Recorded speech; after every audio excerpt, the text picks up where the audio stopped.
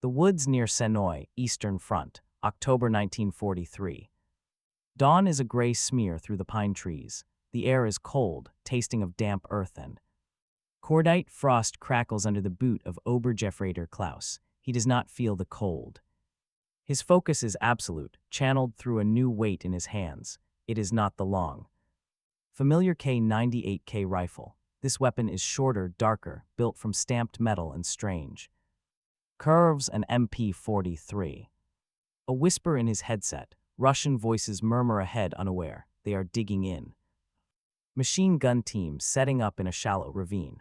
The old doctrine would demand a mortar or a slow, careful flanking with bolt actions. Klaus's squad leader gives a sharp hand signal, assault.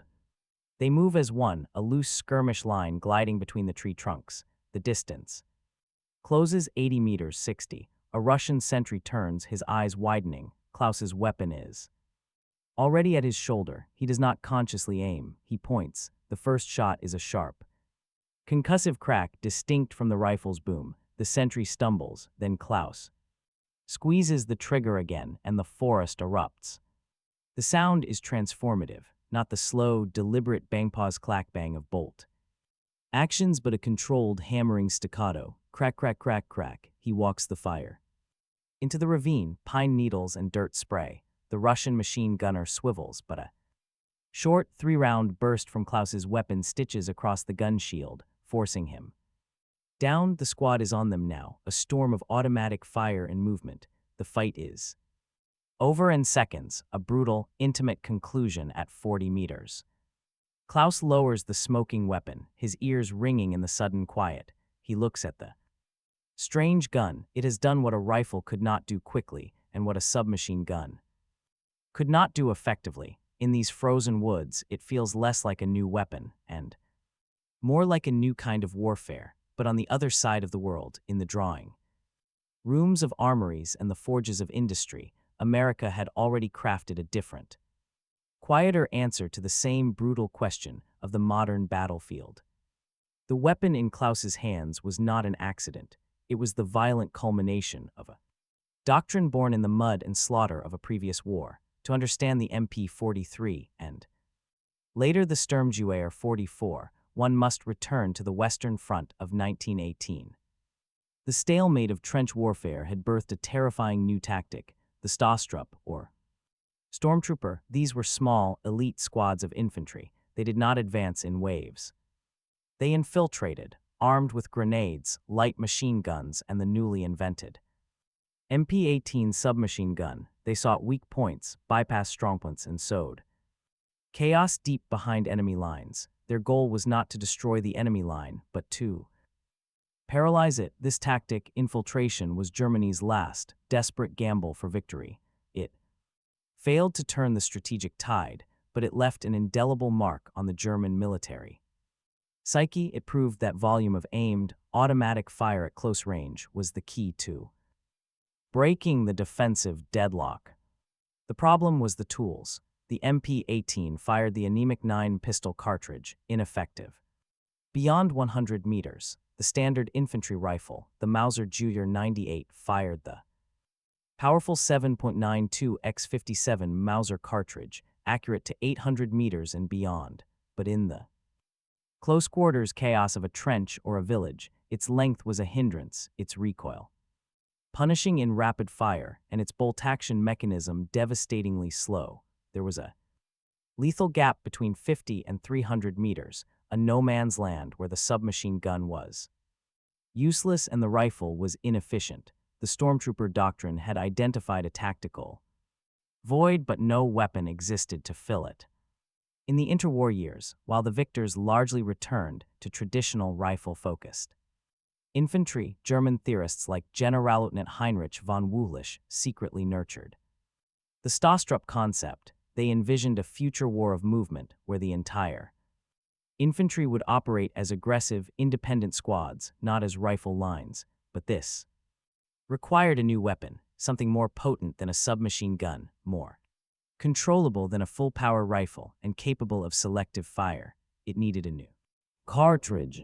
The concept of an intermediate cartridge, less powerful than a rifle round, more Powerful than a pistol round was the critical missing link. By the mid-1930s, German ammunition companies like Polt were experimenting with shortened versions of the 7.92 Mauser case. The goal was a cartridge with a flatter trajectory than a pistol round, but with significantly less recoil and muzzle blast than a full-power rifle round. It would allow for controllable, fully automatic fire out to 300 meters, the heart of the envisioned combat zone. Yet the path was blocked by tradition and bureaucracy. The German Army's ordnance office, the Heereswaffenamt, was dominated by conservative officers who saw the infantry rifle as a sacred, long-range precision instrument. They viewed the idea of a shorter-range, automatic weapon as a vulgarization of the marksman's art, a tool for the undisciplined. For years, the intermediate cartridge project languished. The machine pistol, like the MP-38 and MP-40, was seen as sufficient for close combat, while the Mauser Karabiner 98K would handle everything else. This doctrinal paralysis would persist until the war itself provided a brutal, undeniable argument for change. That argument began on the morning of June 22, 1941, with Operation Barbarossa. The German invasion of the Soviet Union initially seemed to validate the Blitzkrieg model of combined arms, but as the vastness of Russia swallowed the Wehrmacht, the infantry found itself fighting in a new scale of terrain, endless forests, swamps, and sprawling villages. Engagement distances were chaotic and unpredictable. Long-range rifle duels were rare. More common were sudden, vicious encounters at 200 meters or less against a tenacious enemy who used the terrain with brutal skill. The Soviet soldier, often armed with the rugged, semi-automatic SVT-40 or the iconic PPSH-41 submachine gun, could unleash a volume of fire that a German rifle squad, reliant on the bolt-action K98K and a single MG-34, sometimes struggled to match in those critical, close-quarters moments. By 1942, from the frozen outskirts of Moscow to the rubble of Stalingrad frontline, commanders were sending back urgent, desperate pleas. They needed more automatic firepower at the squad level. The old tools were failing in the new reality. The conservative dam within the Heereswaffenamt finally broke under the pressure of catastrophic attrition. The intermediate cartridge project, once a theoretical exercise, was now a matter of survival. The call had gone out from the front, and in the secret design bureaus of the Reich, the answer was already taking shape. But as Germany wrestled with its revolutionary solution across the Atlantic, the United States was approaching the same problem from a direction born not of desperate doctrine, but of immense industrial logic. While German theorists dreamed of turning every infantryman into a stormtrooper, the United States Army entered World War II with a profoundly different philosophy, forged not in the trenches of France, but in the sprawling logistics of a continental power. The American doctrine was one of overwhelming firepower, but it was firepower delivered through a combination of specialized tools and industrial scale. The core of the infantry squad was the incomparable M1 Garand, a semi-automatic, 8-round masterpiece that gave every rifleman a rate of fire unmatched by any other standard-issue bolt action rifle. It was a force multiplier, but it was also a heavy 9.5-pound instrument of precision designed for the primary rifleman. The U.S. military, however, was a vast and diverse organism. Its table of organization included not just frontline riflemen, but a colossal support tail: truck drivers, radio operators, mortar crews, officers, staff NCOs, engineers, and artillerymen. These were the second-line soldiers, men who needed a weapon for personal defense, but for whom the full-power Garand was an impediment. The standard sidearm, the M1911A 1.45 pistol, was a potent close-quarters weapon, but difficult to master beyond a few yards. The Thompson submachine gun was effective but heavy, expensive to produce, and chambered for a pistol cartridge with limited range. This mismatch became glaringly apparent in the early, chaotic campaigns. In the Philippines in 1942, support troops and officers, armed only with pistols, found themselves horrifically vulnerable during Japanese infiltrations and Banzai charges. Reports filtered back. A driver ambushed on a jungle road had no chance with a pistol.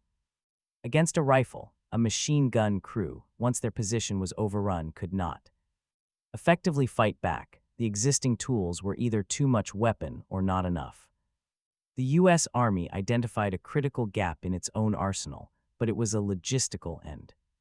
Human gap, not a tactical one. They did not need a weapon to storm a trench. They needed a lightweight, handy, personal defense weapon that could give a non-frontline soldier a fighting chance out to 200-300 yards.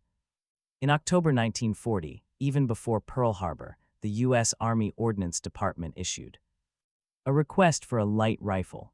The specifications were a direct reflection of the problem they sought to solve. It had to weigh no more than 5 pounds. It had to be semi-automatic. It had to be effective to 300 yards. And critically, it had to fire a new, less powerful cartridge. A light rifle needed a light round to achieve the manageable recoil and reduced weight. This was not a call for an intermediate power assault cartridge in the German sense. It was a call for a truly lightweight cartridge that could still outperform a pistol round. The result was the .30 carbine, a unique round unlike any other in the U.S. arsenal. It was not a shortened rifle case, but a wholly new design, a rimless, straight-walled cartridge. With a 110-grain round-nose bullet, it generated roughly a third of the energy of the .3006 round fired by the Garand. Its ballistic performance was modest, but it met the requirement. It was lightweight, allowing a soldier to carry twice as many rounds as .306, and it promised low recoil. The cartridge itself was a statement of intent. This weapon was not meant to fight prolonged rifle duels. It was meant to be a force equalizer. The design competition that followed was a whirlwind of American ingenuity. Dozens of companies submitted prototypes, from giants like Springfield Armory and Winchester to smaller firms. The winning design, finalized in the frantic weeks after the attack on Pearl Harbor, came from a team led by Edwin Pugsley and Bill Romer at Winchester. Their genius was not in radical invention, but in elegant simplification. They adapted the operating mechanism from Winchester's experimental .3006 self-loading rifle, but scaled it down and refined it for mass production. The M1 Carbine, standardized in October 1941, was a paradigm of pragmatic engineering. It was gas-operated, used short-stroke piston, and featured a lightweight, rotating bolt. It was made from conventional milled steel, but its design was inherently economical. Where the German assault rifle project was driven by a radical tactical vision born of defeat and desperation, the American Carbine project was an exercise in industrial problem-solving. One weapon sought to change the nature of the infantryman.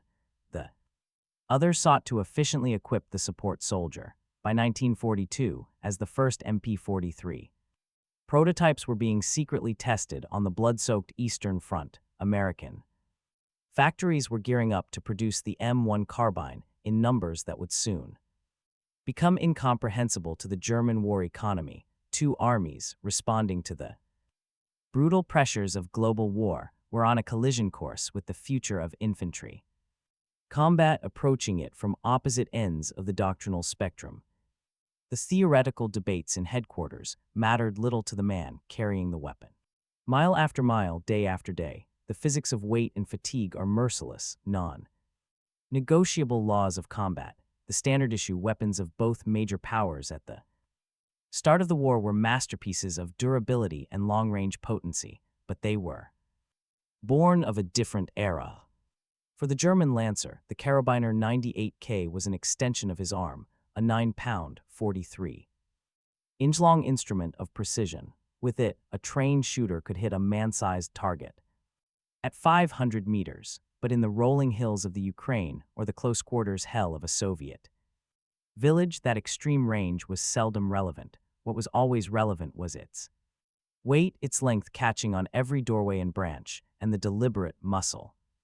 Memory rhythm required to work the bolt. Fire, unlock, pull back, push forward, lock, fire. In a close-range ambush, those seconds were an eternity, carrying it on a long march. With its leather sling biting into a wool tunic, its weight was a constant drain. The rifle demanded a specific, disciplined posture from its user, a standing or kneeling. Marksman in the mud, the snow, or the rubble, it offered no concessions. The American GI with the M1 Garand faced a similar, though different, physical calculus. At 9.5 pounds loaded, it was marginally heavier than the K98K, but it's semi-automatic.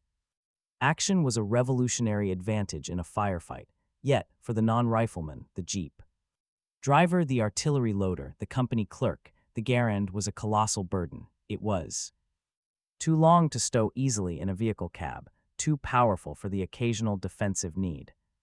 And its weight represented a tax on efficiency for a man whose primary job was not infantry combat. The .45 pistol offered negligible range. The Thompson was a prized but heavy and bulky alternative. This was the human problem both new weapons sought to solve, but in different ways. The MP43/StG 44, at roughly 11 pounds loaded, was actually heavier than the Bolt Action K98K. Its revolution was not in weight savings, but in weight redistribution and capability. It was shorter, better balanced, and its firepower was exponential. The soldier traded the physical burden of a long rifle for the psychological burden of being the squad's primary assault element, a fair trade in the eyes of a Sturmgrenadier. The American M1 Carbine, by stark contrast, solved the burden problem directly, at just over 5 pounds loaded. It was half the weight of a Garand. Its 35-inch length made it effortlessly portable. For a truck driver, it could be slung across his back without hindrance. For a paratrooper, it was a compact package in a crowded aircraft. It was not designed to be a rifleman's primary weapon. It was designed to disappear until the moment it was needed, and in that moment, to give a man a decisive advantage over pistol. One weapon aimed to increase the combat power of the frontline soldier. The other aimed to remove an encumbrance from the support soldier, thereby increasing the overall efficiency of the army itself. Military doctrine often lags behind the reality of the battlefield. Pre-war manuals for both the German and American armies emphasized the importance of the rifle at long range, but the topography of World War II consistently conspired against this ideal. The war was fought in places that compressed engagement distances, the bocage hedgerows of Normandy with sightlines of 50 meters, the dense, primordial jungles of the Pacific, the shattered urban canyons of Stalingrad and Aachen, the thick forests of the Ardennes. In these environments, the ideal 400-meter rifle shot was a fantasy. Combat was a sudden, violent event at ranges where speed and volume of accurate fire decided the fight. This exposed the lethal gap in the arms spectrum. The submachine gun, like the German MP40 or the American Thompson, was devastating inside 100 meters. Its pistol caliber rounds, however, lost energy and accuracy rapidly. Beyond that range, they were little more than morale tools. Conversely, the full-power rifle cartridge was grossly overpowered for these distances. Its severe recoil and muzzle blast made rapid, accurate follow-up shots difficult, and its penetrating power was often dangerous in confined spaces, risking injury to friendly troops through walls and debris.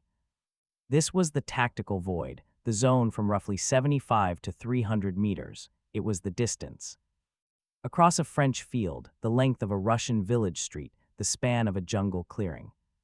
The German assault rifle, with its 7.92 Kurz cartridge, was engineered specifically to dominate this void. Its bullet had a flatter trajectory than a pistol round and carried enough energy to be lethal at 300 meters, yet its recoil impulse was mild enough to allow a soldier to keep the weapon on target during automatic or rapid semi-automatic fire. A 3-round burst could be kept on a man-sized target with training. It gave the Individual soldier, the ability to suppress and kill at the most common combat ranges, without relying solely on the squad's machine gun. The American M1 Carbine entered this same void from the opposite side. It was not designed as a tool for deliberate assault, but its performance characteristics accidentally made it supremely effective within it. The .30 carbine round, while less powerful than the 7.92 Kurz, had a similar flat trajectory out to 200 yards. Its recoil was negligible, less than that of the German round, allowing for extremely fast, accurate semi-automatic fire in the thick brush of the Pacific or the hedgerows of Normandy. Engagements were quick and decisive at under 150 yards. The carbine gave its user a blistering rate of aimed fire that could overwhelm an enemy with a bolt-action rifle. It did not fill the void with the same deliberate doctrinal purpose as the StG-44. It stumbled into it and proved perfectly suited for the close, sharp, and unexpected fights that defined so much of the war's infantry combat. One weapon was a scalpel designed for the void, the other was a versatile tool that happened to fit the lock. The physical form of each weapon tells a story of the industrial culture that produced it. The American and German approaches to manufacturing in 1942 were reflections of their strategic positions, their resource bases, and their engineering traditions. The M1 Carbine and the MP-43 represent two divergent paths through the technological crucible of total war. The United States in 1941 was an industrial titan untouched by bombardment, with vast reserves of raw materials and a workforce skilled in precision machining. The M1 Carbine is a product of that confident, resource-rich environment. Its receiver is a meticulously milled forging, its barrel carefully rifled, its small parts machined to fine tolerances. It uses a traditional wood stock. The design, while simplified for mass production, operates on principles familiar to any American gunsmith: a rotating bolt, a gas piston, and milled steel rails. This was manufacturing scaled to a staggering level, but it was scaling of a known art. Companies like Winchester, Inland, and Underwood, typewriter and automotive firms turned arms makers, applied high-volume, precision machining techniques to produce components that were largely interchangeable. The carbine was a refined, almost elegant piece of machinery, the culmination of decades of experience. With self-loading actions, its production was a logistical marvel, but not a radical departure. Germany's situation was one of constrained resources and escalating crisis. By 1942, Allied bombing was targeting industrial centers and the demand for raw steel for tanks, aircraft, and submarines was insatiable. The Heereswaffenamt needed weapons that could be produced quickly, cheaply, and with minimal use of strategic materials. The answer, championed by engineers like Hugo Schmeisser, was to turn away from traditional machining and embrace stamped sheet metal. The MP-43/StG-44 was a revolutionary artifact of this necessity. Its receiver was not milled from a solid block of steel. It was a complex, stamped and welded box. The barrel was still machined, but many other components were simple pressings or weldments. The furniture was often wood, but later versions used resin-impregnated plywood or even plastic. This shift was profound. It required new tooling, new welding techniques, and a new understanding of metallurgy. It traded the long setup times of machining for the high speed output of stamping presses. Once the dies were made, it was inherently more suitable for decentralized, dispersed production in smaller factories, less vulnerable to bombing. The StG-44 was not cheap in a derogatory sense. It was brilliantly economical. It represented a forced leap into a new manufacturing paradigm, where the weapon was designed from the ground up to be assembled from flat sheets of steel, where the carbine showcased America's ability to perfect and scale a known process. The StG-44 showcased Germany's desperate ingenuity in inventing a new one to survive.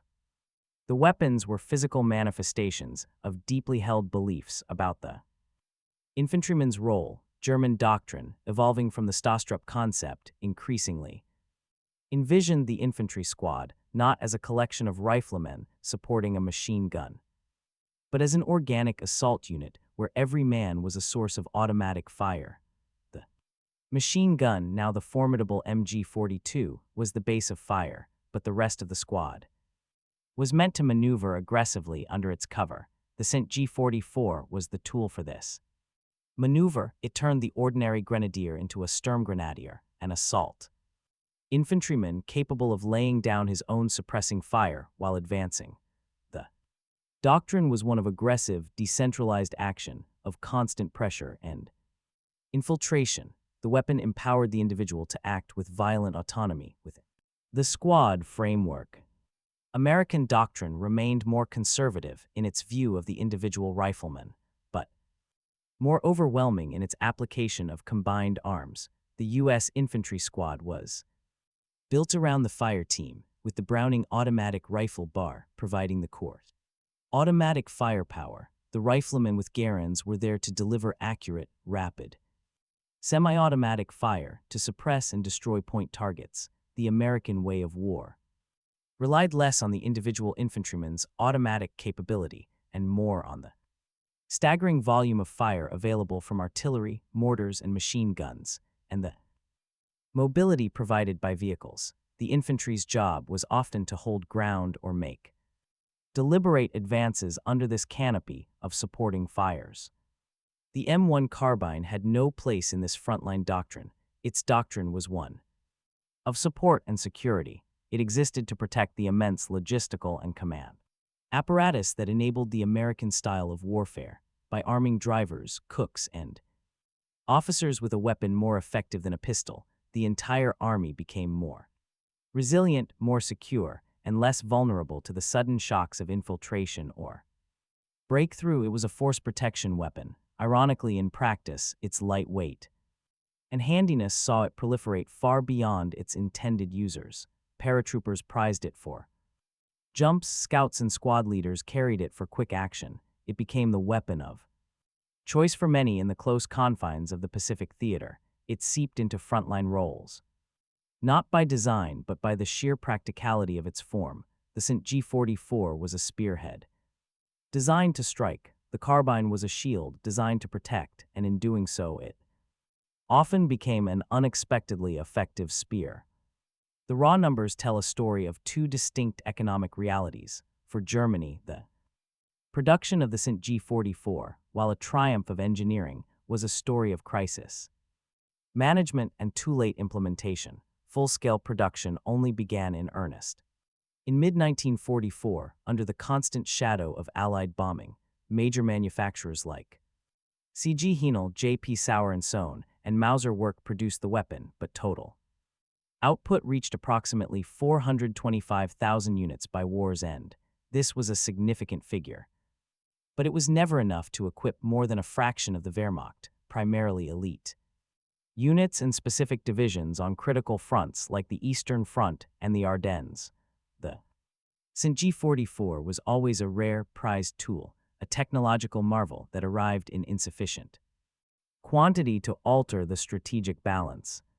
For the United States, the production of the M1 Carbine was an unparalleled demonstration of industrial mobilization. It was not just a asterisk weapon. It became the weapon, produced in greater numbers than any other American small arm of the war. Over a dozen prime contractors, from firearms giants to automotive and tool companies, turned out components. By 1945, this coordinated effort had produced over 6.1 million M1 carbines. This staggering output meant that by the war's mid-point, the carbine was ubiquitous. It was in every theater, in the hands of American troops, Allied forces, and resistance groups. It was not a special weapon. It was a standard piece of kit, where the StG-44's impact was tactical, concentrated in specific units. The carbine's impact was logistical and cultural, affecting the entire fabric of the U.S. military. Germany produced a revolutionary weapon.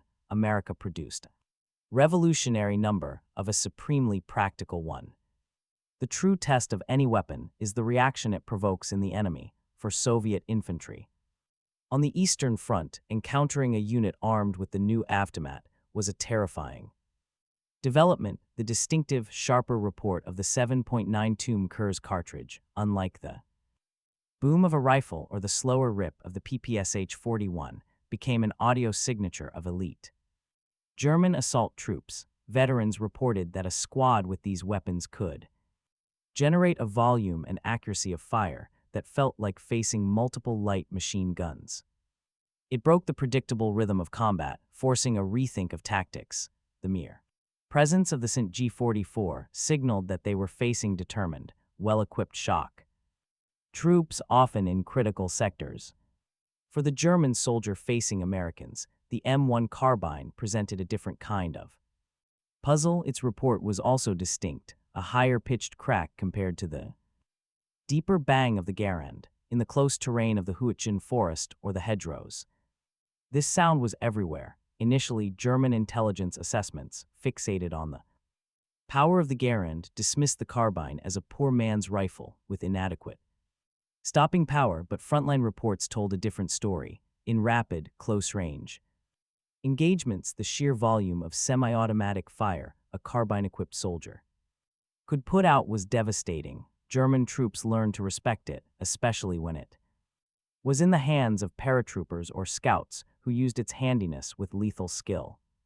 While they may have coveted the StG-44 for its automatic capability, they developed a wary respect for the humble carbine's practical effectiveness in the confused, close quarters battles that characterized so much of the war's endgame.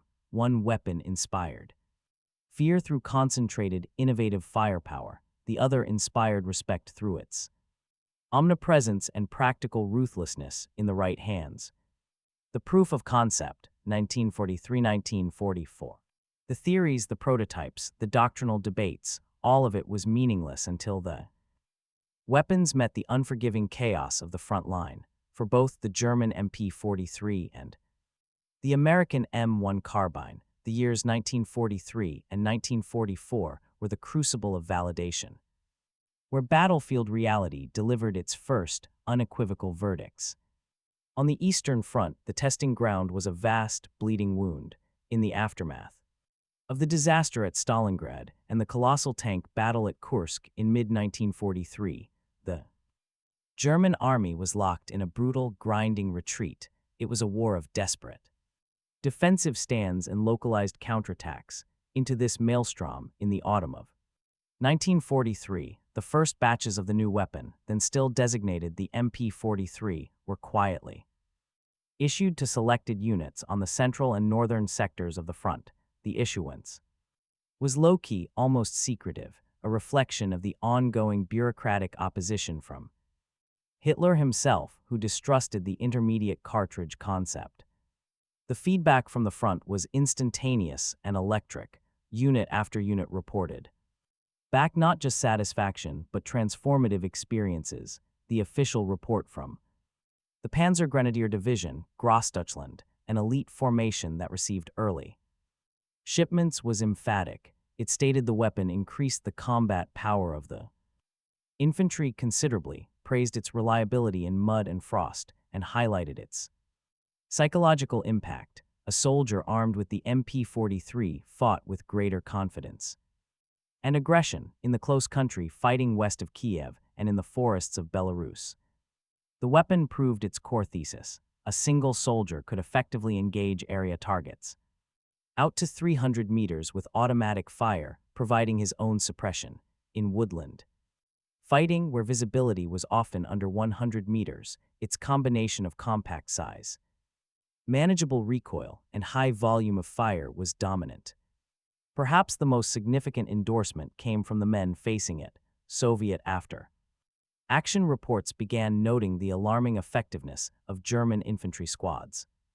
Armed with the new machine carbine, they reported higher casualties and a feeling of being constantly suppressed by automatic fire that seemed to come from every enemy soldier. The MP-43 was not just a new gun, it was a force multiplier that altered the small unit balance of power wherever it appeared. This combat data became an irrefutable argument that finally, in April 1944, broke through the last resistance.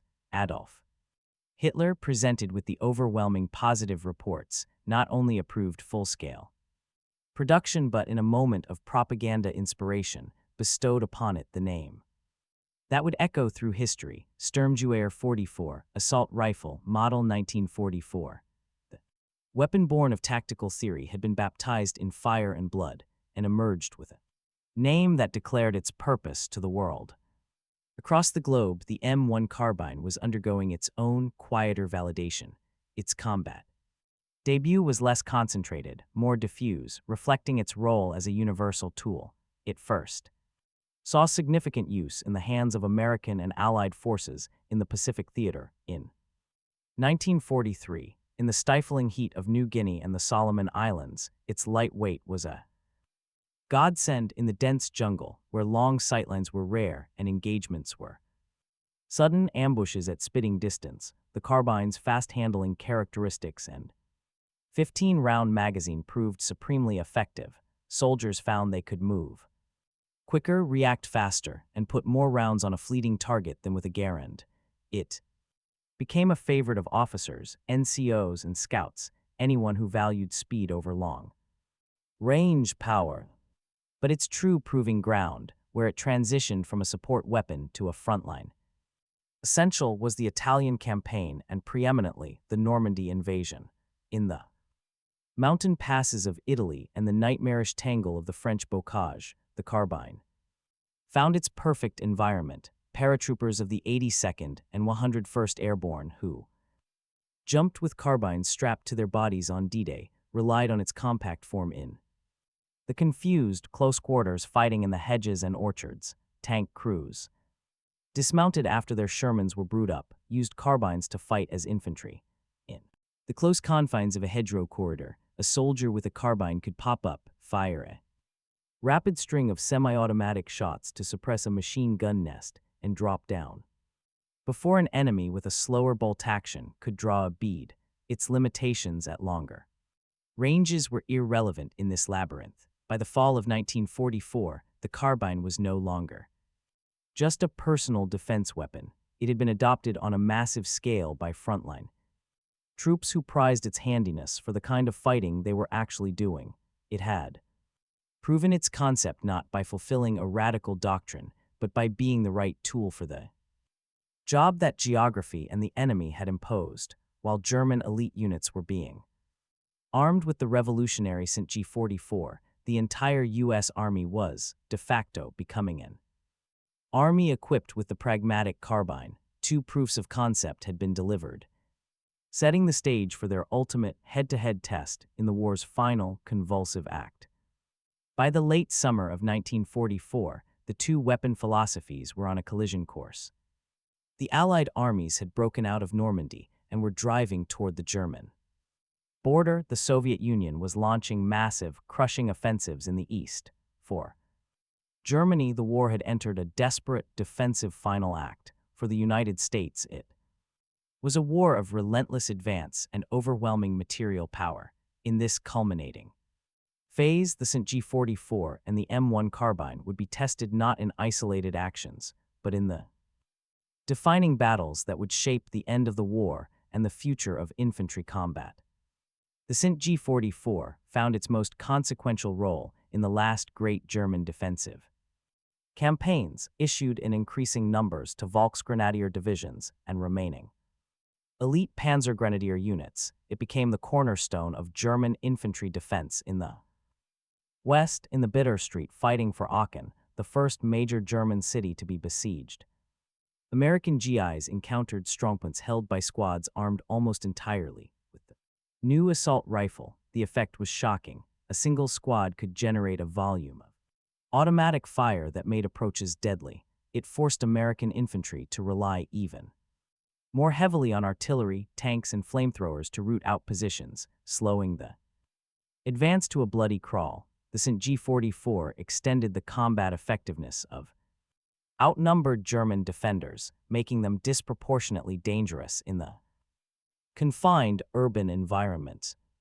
This defensive utility reached its zenith in Hitler's last gamble, the Ardennes offensive in December 1944. The initial German spearheads, particularly the 1st SS Panzer Division Leibstandarte SS Adolf Hitler, were heavily equipped with StG-44s. In the frozen forests and mist-shrouded valleys of the Ardennes, the weapons' characteristics were again perfectly suited to the environment. The short-range, high-volume fire was ideal for the ambushes and close-quarter engagements that characterized the battle's early chaotic phase for American troops, many experiencing combat for the first time. The distinctive crack-crack-crack of the StG-44 became a terrifying sound of German offensive prowess. It was the sound of an enemy that was technologically innovative, even in his death throes.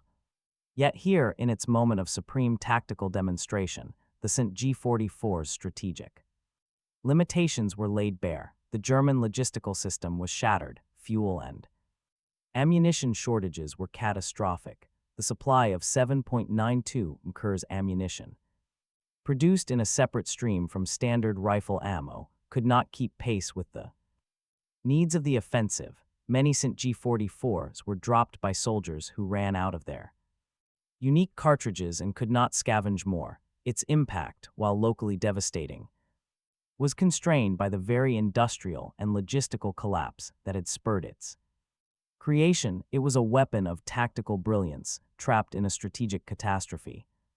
Conversely, the M1 Carbine in this period demonstrated the awesome power of standardization and scale. By the Battle of the Bulge, it was everywhere. It was in the hands of the surrounded paratroopers in Bostonia, where its light weight was an advantage for men shivering in shallow foxholes. It was carried by the tank crews of the 7th Armored Division fighting at St. Vith. It was slung over the shoulders of the endless convoys of GIs flooding into the Ardennes to stem the German tide. Its ubiquity was its greatest strength. Ammunition was never an issue. .30 carbine rounds were produced by the hundreds of millions and flowed through the robust American supply chain like water. If a soldier lost his carbine, another could be drawn from a crate with ease. In the close confines of the Ardennes woods, the carbine proved its worth against the very troops carrying the StG-44. At ranges under 100 yards, the engagement often came down to who saw whom first and who could get the most shots on target fastest.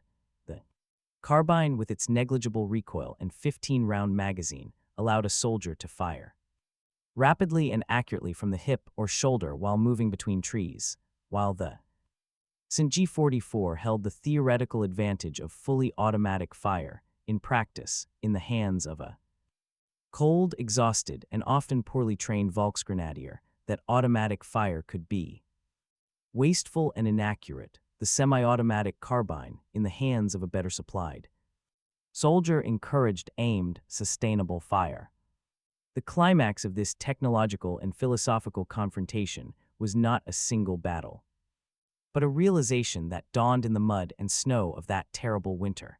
The German assault rifle was the more revolutionary, forward-looking instrument. It pointed directly to the future of infantry combat, but the American carbine, in its millions, represented the overwhelming practical power of the present. One was a precision scalpel, but the surgeon was dying. The other was a robust, infinitely reproducible tool in the hands of a victorious army. The StG-44 answered the question of what the ideal frontline infantry weapon should be. The M1 Carbine answered the question of what a global, industrial age army actually needed to win. The battlefield of 1944-45 validated both answers simultaneously, creating a paradox that the post-war world would be left to unravel.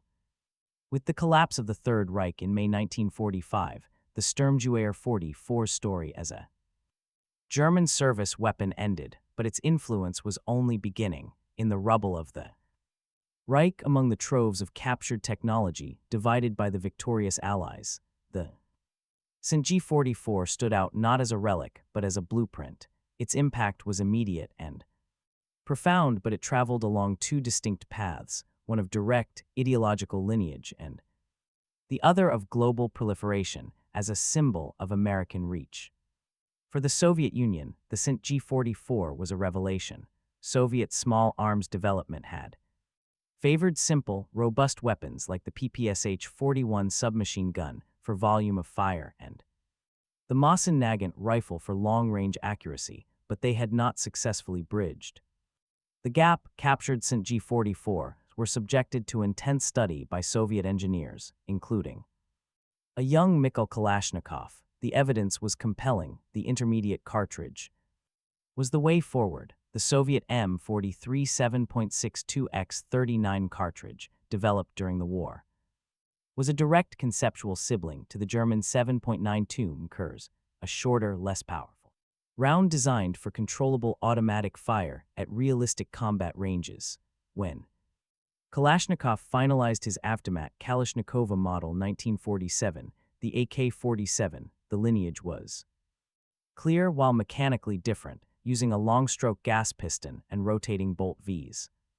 The StG-44's short-stroke piston and tilting bolt, the philosophical DNA was identical.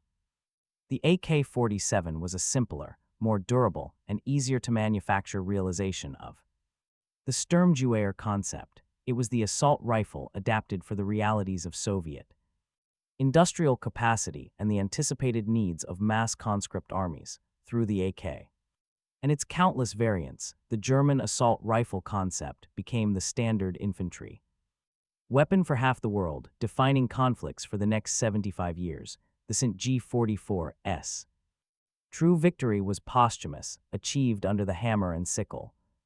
The American path was more complex. The U.S. military examined the StG-44 with keen interest, conducting extensive tests at facilities like Aberdeen Proving Ground. They recognized its effectiveness, but remained institutionally committed to the full power. .3006 and later the 7.62x51 NATO round, the official U.S. stance viewed the intermediate cartridge as a compromise, a step backward in maximum effective range. The M1 Garand evolved into the M14 battle rifle, a capable, powerful, but fundamentally traditional weapon that tried to be both a rifle and a machine gun, and struggled as both. America had won the war with its existing doctrine and saw little immediate need for a radical shift pioneered by a defeated enemy. The true American inheritance from its own wartime experience was not the assault rifle concept, but the enduring faith in semi-automatic fire, lightweight weapons, and logistical ubiquity. That inheritance was embodied by the M1 Carbine itself. Unlike the StG-44, which vanished from frontline service, the carbine entered a second, global life. Millions were placed in storage, becoming a strategic reserve. Millions more were distributed to American allies under military aid programs. It became the signature weapon of South Korean police, the French in Indochina, and Israeli forces in the 1948 war. Its compact size, ease of use, and light recoil made it ideal for police forces, paramilitaries, and rear echelon troops. In the early Cold War, from the hills of Greece to the streets of Saigon, the distinctive profile of the M1 Carbine was a ubiquitous symbol of American military support. It was not the weapon of the future, but it was the perfect weapon for the brushfire conflicts and internal security missions of the present. It represented a different kind of victory, not of revolutionary design, but of practical global dissemination.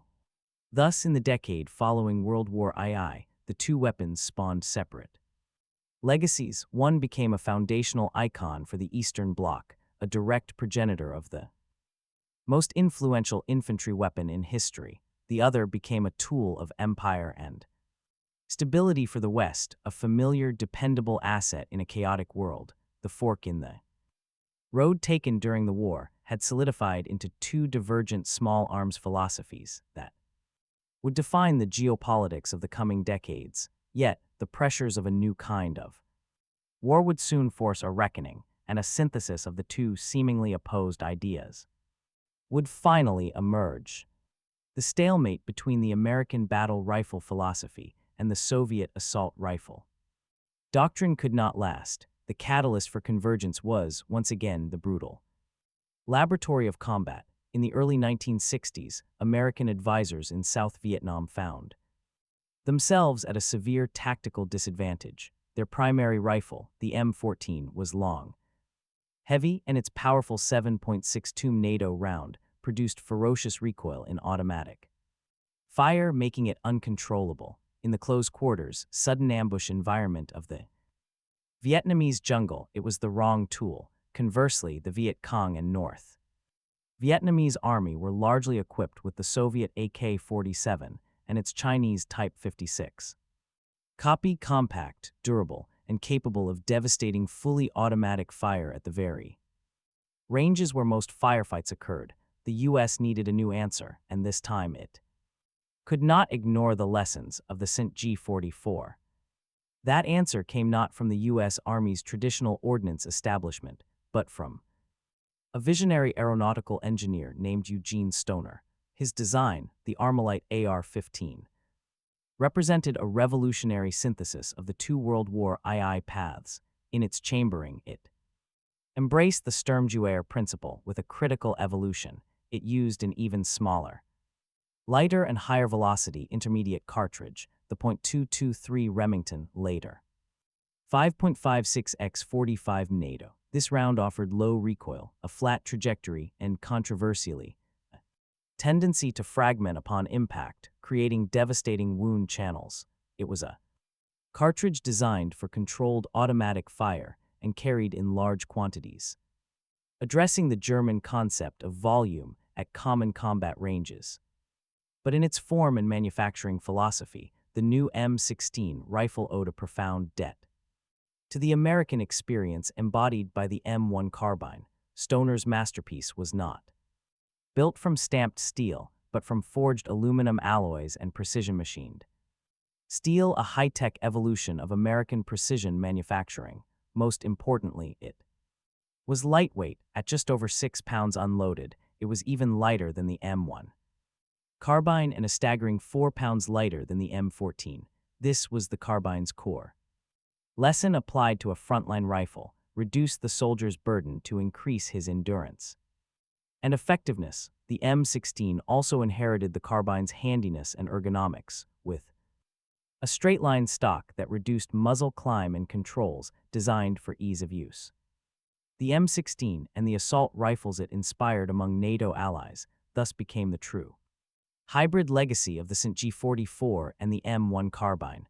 From the German weapon, it took the foundational concept, a lightweight, selective-fire weapon built around a high-velocity intermediate cartridge designed to empower the individual soldier with effective automatic firepower at realistic engagement distances. From the American Carbine, it took the principles of minimal weight, logistical efficiency. Soldiers could carry more 5.56 ammo than 7.62, and a design philosophy that prioritized the human factor, handling, speed, and shootability.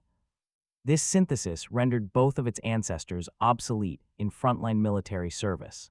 The age of the battle rifle was over. The age of the specialized personal defense weapon was refined into submachine guns and modern PDWs. The modern assault rifle, in its NATO and Warsaw Pact variants, now ruled the battlefield. It was no longer a German idea or an American idea. It was simply the logical, inevitable conclusion written in the combat reports of 1943 and the production figures of 1944. The StG 44 had provided the tactical template. The M1 Carbine had proven the human and logistical imperative for lightness. Together, their legacies fused into the standard infantry weapon of the late 20th and early 21st centuries, a direct line of descent from the frozen forests of the Eastern Front to the dust of Afghanistan and the sands of Iraq. The story of the Sturmgewehr 44 and the M1 Carbine is not merely a tale of two weapons. It is a narrative about how nations, under the extreme pressure of total war, interpret the fundamental problem of the infantryman. One weapon emerged from a deep, almost prophetic, tactical vision, a dream of transforming the soldier into an autonomous engine of assault. The other sprang from a pragmatic, logistical calculus. need to efficiently protect the vast machine of a modern army. One was an attempt to reinvent the rifle, the other was an attempt to redefine the tool. In the end, history's verdict was not a choice between them, but a synthesis. The StG-44 proved that the future belonged to the intermediate cartridge and the individuals.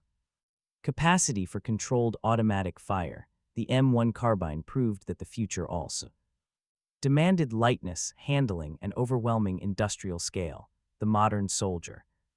Equipped with an assault rifle born of this combined legacy, carries both ideas into battle, the transformative firepower of the Sturmgewehr and the ergonomic, logistical wisdom of the carbine.